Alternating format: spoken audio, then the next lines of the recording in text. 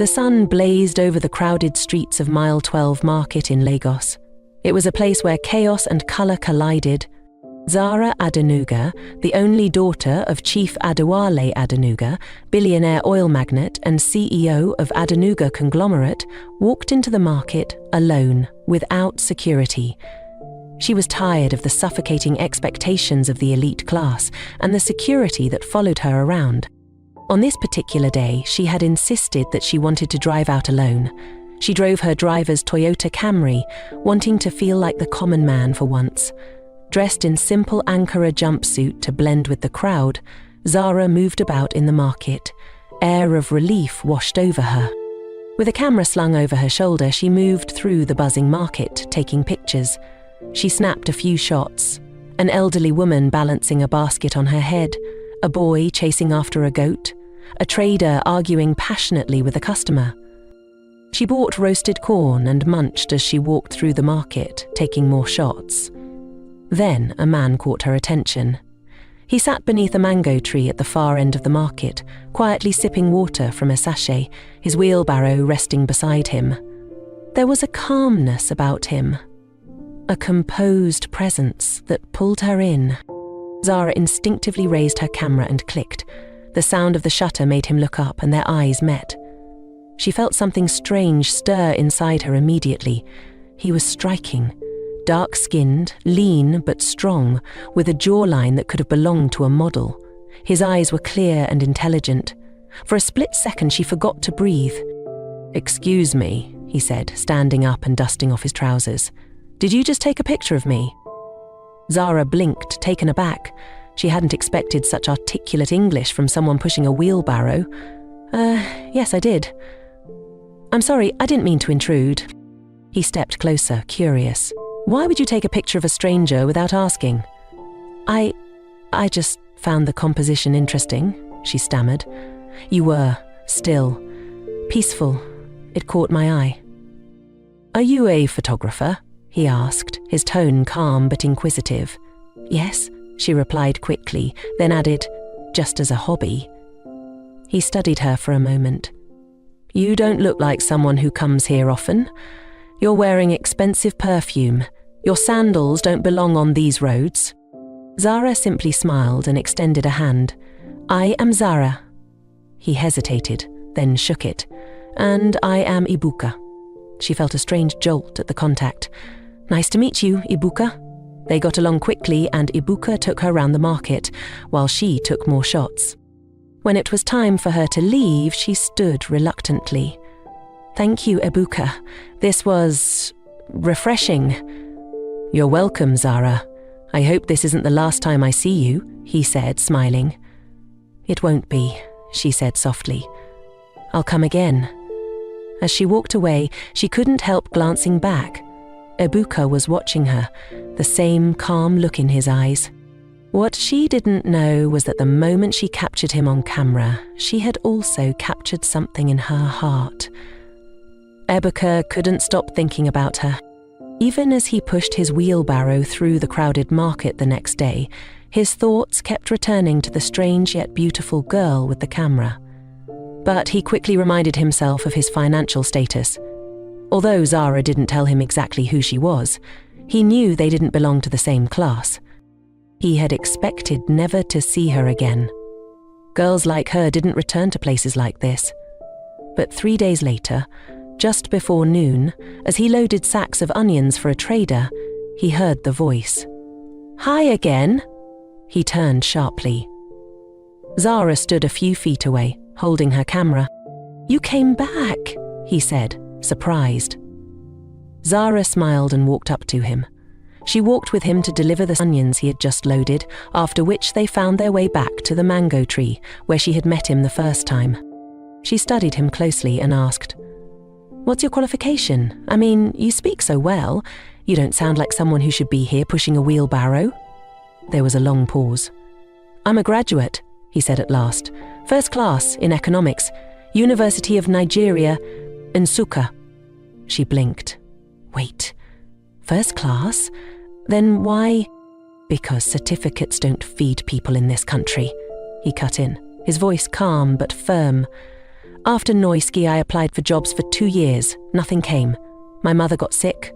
My younger brother needed school fees. I couldn't sit and watch them suffer. Zara fell silent. Her gaze dropped.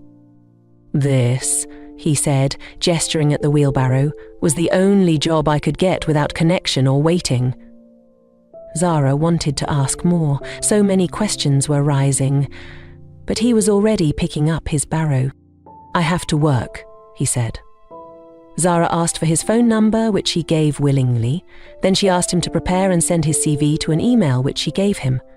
They parted ways, and Zara began to make plans on how to fix him somewhere in her father's company. She didn't return to the market for a long time, but she called him every single day. She found so much joy talking to him, and she felt like she couldn't go a day without hearing from him.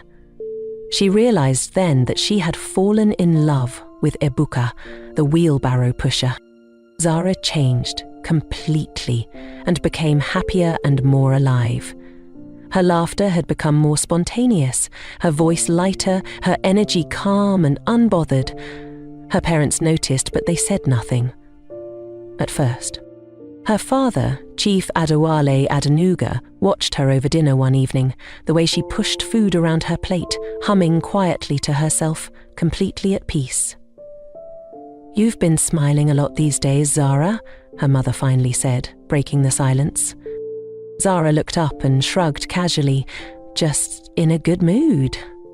Zara, of course, had no intention of telling them about Ebuka. That would be madness. Ebuka was the very definition of what her parents would never approve of.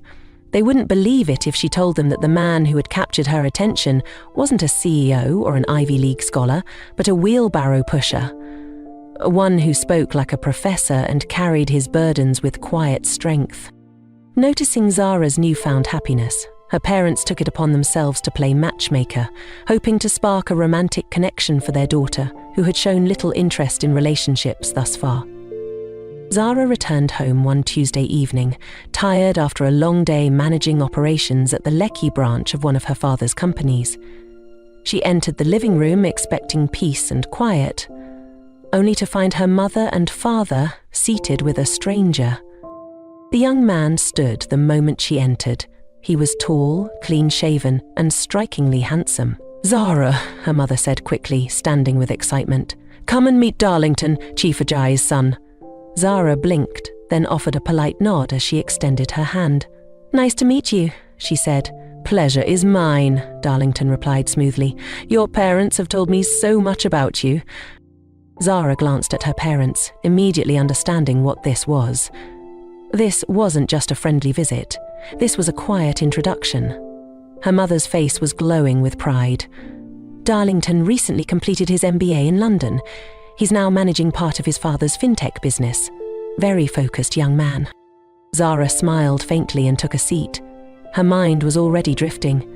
She answered the few questions asked of her, nodded where appropriate, and gave short, controlled responses. After a few minutes, Darlington looked at her and said casually, "I'd really like us to go out sometime, maybe dinner?" Zara didn't hesitate. "I appreciate the gesture, but I'm not interested in anything serious at the moment," she said gently. The silence in the room was instant and deafening. Darlington cleared his throat, clearly surprised. "Oh, well, that's fine. No pressure. We can just keep in touch." After Darlington left, her father quietly asked to see her in his study. When she entered the study, he looked at her and said, "I'm not angry, but I need to understand why you keep turning down good men." Zara hesitated before she responded, "I just don't want to be pushed into anything, not for image, not for status." Her father leaned back. "You have the freedom to choose, Zara, but understand that the Adenuga name carries weight. Legacy is not built on emotions, it's built on vision, on alignment and on choosing wisely." Zara nodded, after which her father dismissed her. Later that night, in the quiet of her room, she called Ebuka and they spoke for a while, lifting her spirit once again. She went to bed, full of smiles. After their first meeting, Darlington kept calling and sending messages to Zara. She replied them initially. At first he called once a day, then twice, then came the endless messages, some cheerful, some pleading. She began to ignore them. Darlington's persistence took a bolder turn when he showed up at the Adenuga residence one evening, unannounced. He had come bearing flowers and dressed in designer native wear, confident that he could charm his way into Zara's heart, but she barely acknowledged his presence. When she returned from work, she walked past him at the entrance with a brief nod and a simple "hi." Her mother was embarrassed. She tried to cover the awkward silence with small talk, but even she couldn't deny the obvious. Zara was simply not interested. That weekend, Ebuka received an interview invitation to one of the Adenuga companies, a logistic company that coordinated small-scale deliveries across parts of Lagos. He called Zara to inform her, and she was happy. "Be at your best and I wish you good luck," she told him simply. She still hadn't revealed her true identity at that time. Ebuka went for the job interview, and he was eventually employed to work as one of the auditors of the company. His joy knew no bounds, knowing he'd finally leave behind his grueling days of pushing barrows and lugging luggage in the market. He called his mother and only brother and shared the good news with them. He also shared the good news with Zara. With his future looking brighter, Ebuka resumed work, ready to take on new challenges. Within just 2 months of joining the team, Ebuka had won over the hearts of almost every staff member. His exceptional work ethic, punctuality and dedication to his duties were truly impressive, but it was his infectious smile that really set him apart. With a monthly salary of 200,000 naira, Ebuka felt grateful and blessed, often expressing his heartfelt thanks to Zara for giving him a chance and transforming his life. He rented a 1-bedroom apartment close to the office and moved in, leaving the former apartment he shared with 3 other wheelbarrow pushers.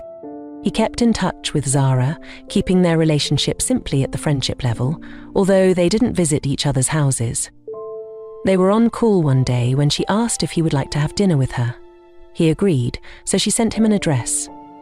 It was a quiet, decent restaurant tucked away in Surrey, not fancy, not loud, but clean, calm, and perfect for 2 people who were slowly discovering something beautiful. She drove to the restaurant in a Toyota Camry, owned by her family driver, as Ebuka was still not aware of who she was. She dressed simply that night, black jeans, a loose white top, flat sandals. Ebuka was already seated when she walked in. He looked up the moment she stepped through the door, and the soft smile that crossed his face made her heart flutter. He had cleaned up well. His shirt was neatly pressed, his hair freshly cut, his entire presence quietly confident but still humble. They exchanged shy smiles as she sat opposite him. The meal was simple: jollof rice, grilled fish and soft drinks. But the magic wasn't in the food. It was in the way their eyes kept meeting across the table, in the silences that didn't feel awkward, and in the small, stolen glances when the other wasn't looking. They talked about ordinary things: the market, books, funny people they'd met. Zara laughed easily. Ebuka watched her, his heart doing things he didn't quite understand. When they finished eating, she suggested they took a walk outside. The night air was cool, the streets less busy. They walked quietly at first, side by side, until Zara's hand brushed against his. She didn't pull away. Neither did he. Slowly, deliberately, she slipped her fingers into his, intertwining them. They walked like that for a few minutes, hand in hand, like 2 people who had finally found something precious in a world that rarely gave second chances. Then he stopped walking. She turned to look at him. "Zara," he said quietly, almost like he was afraid of his own words. "Are you sure about this?" She frowned slightly, her heart pounding. "About what?" "About me?" he replied, meeting her eyes. "You know where I come from. You know the kind of life I live. I don't have much to offer, no money, no background, nothing fancy." Zara squeezed his hand gently. "You have something," she said softly. "You have a good heart, and that's more than most people I know." He stared at her for a long, silent moment. Then, slowly, he reached out and touched her face, his thumb brushing lightly against her cheek as if unsure if she was real. Zara's breath caught, and then, as if the air between them had thinned, he leaned in and their lips met. It wasn't rushed. It wasn't wild. It was soft and warm, like a promise whispered in the dark. From that day, Zara became extraordinarily happy, and even her staffs noticed it. She stopped visiting her father's logistic company where Ibuka worked. Instead, they sent her reports online. Anytime she was going out with him, she dressed simply and wore glasses. She even purchased a modest Toyota Camry, which she drove to their meetings, wanting to keep a low profile.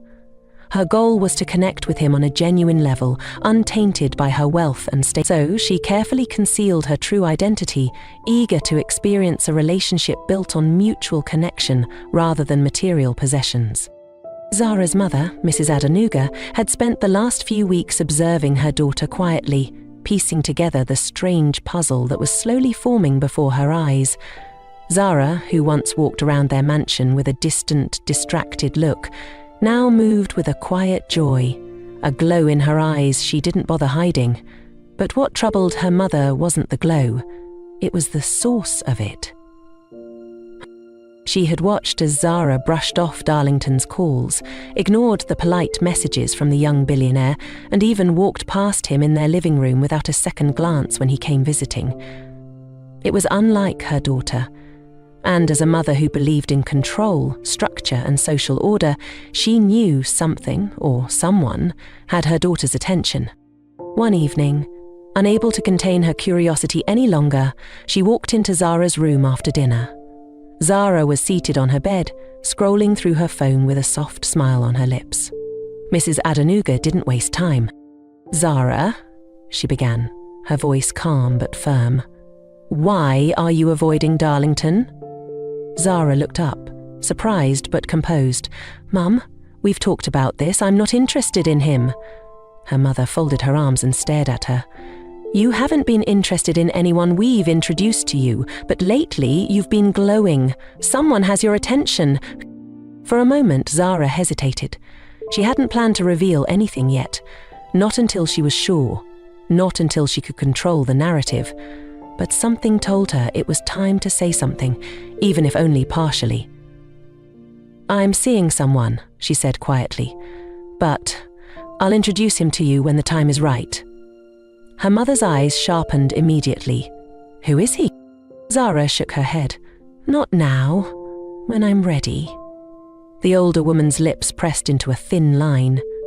"You know this family's name carries weight, Zara. Be careful." Zara nodded but said nothing more. Her mother left the room without another word, but her mind was already racing.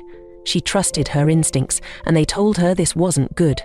Zara was hiding something, and she had to find out what it was before things spiraled out of control. That same night, she summoned one of the senior security officers who had worked with their family for years, a man she trusted with sensitive matters. "I want you to quietly follow Zara," she instructed him. "No one must know. Find out who she's seeing. I want details. Everything." The man nodded without questions. He understood the weight of discretion. For the next few days, he followed Zara carefully. He tailed her from the house to her office, from the office to a small restaurant in Saoulaire, where she met a young man. He observed them sitting together, talking, laughing, sometimes holding hands. He noticed how relaxed Zara was around him and how easily she smiled. It didn't take him long to gather information.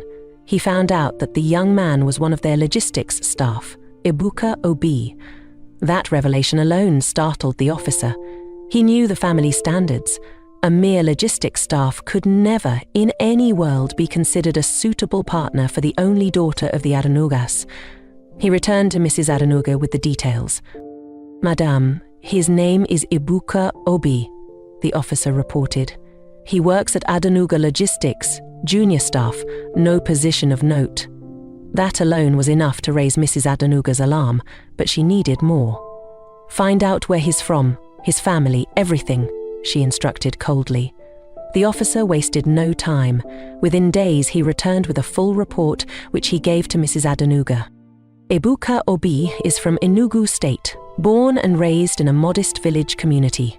His father died when he was still young, leaving his mother to raise him and his younger brother alone.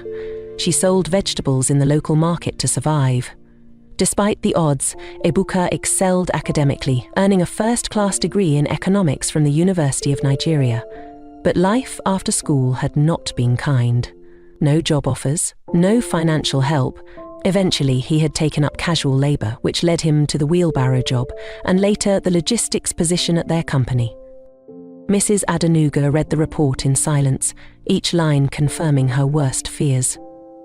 This was not the kind of man she wanted anywhere near her daughter.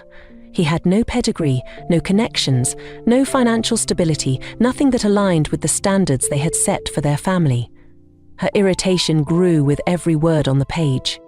She felt betrayed, not by Ebuka, whom she didn't know, but by Zara for daring to entertain such an attachment, for allowing herself to be swayed by what, in her eyes, was nothing more than a distraction from what her life was supposed to be. Her daughter was treading dangerous ground, and she wouldn't stand by and watch it happen, she thought to herself. As she folded the report and tucked it away, she began to devise her next move. Ebuka Obe had to leave her daughter's life, and this time she wouldn't rely on words or warnings, she would act. One Monday morning, about 8 months after Ebuka started working, he arrived at work to find an envelope waiting for him on his desk. It was a letter of termination, cold, official, and without warning.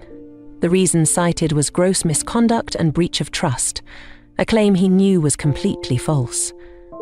He stood there, reading the letter over and over, trying to make sense of it. No one in the office seemed to have answers. No explanation, no confrontation. Just a signed letter and a clear message: he was no longer wanted. He walked out of the building with a heavy heart, the weight of humiliation pressing on his shoulders. But his first instinct wasn't to run home and hide, it was to call Zara. When they met later that evening at their usual quiet spot, he broke the news to her. "I lost my job today," he told her bluntly, his voice calm but strained. "They said I breached trust." "I don't even know what they're talking about." Zara's heart sank. Her parents must have discovered her secret. But, since she had kept her true identity hidden from him, she feigned surprise and hastily promised to investigate, claiming she would speak with the friend who had helped facilitate his employment. Her mother wasted no time. The very next day, Mrs. Adenuga, followed by 2 security men, visited Ebuka's 1-bedroom apartment, one of the men holding a brown envelope, thick and heavy. She didn't mince words. "I am Chief Mrs. Adenuga. I will make this simple," she said. "Leave my daughter. Disappear from her life. This is 5 million naira.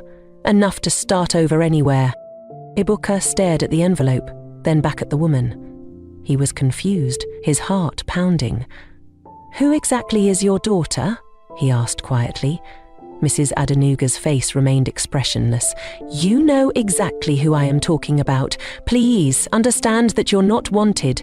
You can't fit in." Ebuka took a long, steady breath. Then he stood without touching the envelope. "I think there might be a mix-up somewhere.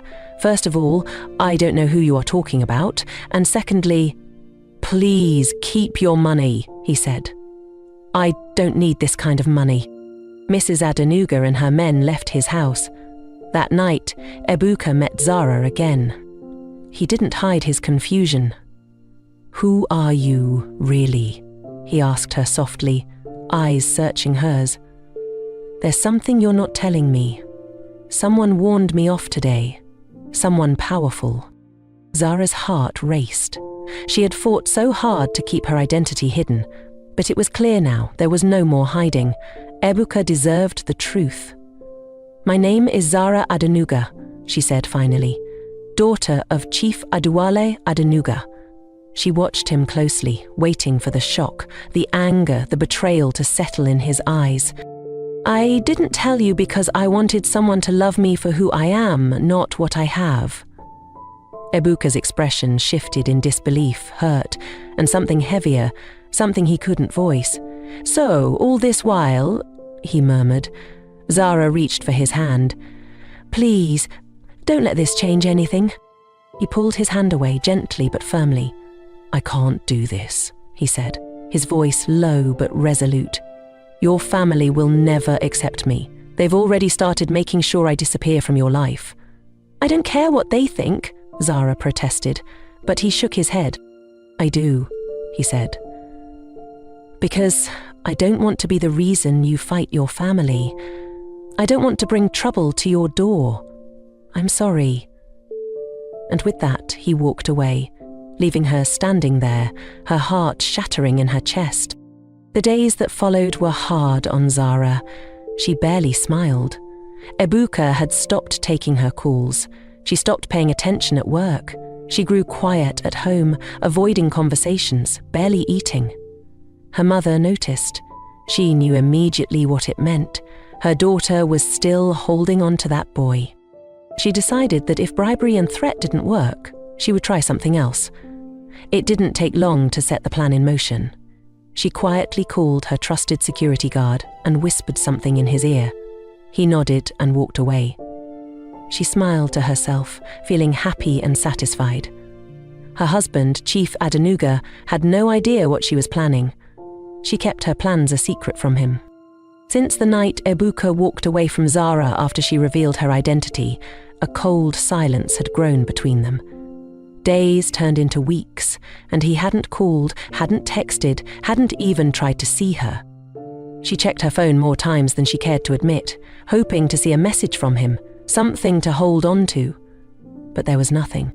She stopped smiling at work. Her energy was gone. Meetings became tedious. Her staff noticed her moodiness, but she shrugged off their concerns. Inside, she felt empty, carrying the weight of a love she couldn't touch. Then, one afternoon, while she was seated in her office staring blankly at her laptop, her phone buzzed. It was a message from Ebuka. Her heart raced as she picked up the phone and opened it, hope flickering faintly inside her. But the words on the screen crushed her. It read, "Thank you, Zara, for everything. You are a good person. But I've made my choice. I'm relocating far away, starting a new life with the woman I truly love. I hope you find happiness too. Take care of yourself." Zara's hand trembled as she read the message again and again. It didn't make sense. It couldn't be true.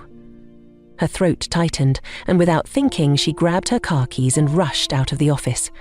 She drove straight to Ebuka's apartment, the small one-room space he had told her about once. Her heart thudded painfully against her chest as she pulled up in front of the compound. She climbed the stairs quickly, her breath shallow, and knocked hard on the faded brown door. No response. She knocked again, louder this time. A neighbour, a middle-aged woman, appeared from the next flat, wiping her hands on a piece of cloth. "You're looking for Ebuka?" the woman asked. "Yes," Zara replied breathlessly. "Is he around?" The woman shook her head casually. "He moved out 2 days ago, packed his things and left. Just said he was travelling far." Zara's stomach dropped. She stepped back and peered through the dusty window of his apartment. The curtain had been removed. The room inside was empty. No mattress, no clothes, nothing to suggest that anyone had lived there. Her legs felt weak. She whispered a quiet thank you to the neighbour, though she barely heard herself, and walked back to her car in a daze. Sitting behind the steering wheel, she stared blankly ahead as the message replayed in her head like a cruel echo. Starting a new life with the woman I truly love, her mother's earlier warnings, the silence that grew between them. It all now felt like truth. Tears filled her eyes, and as she drove away from the compound, her heart broken beyond recognition, she had no idea that what she believed was true was the greatest lie of all. A lie carefully crafted by her own mother, a lie that had just destroyed 2 hearts. Ebuka didn't just disappear. Something terrible had happened to him.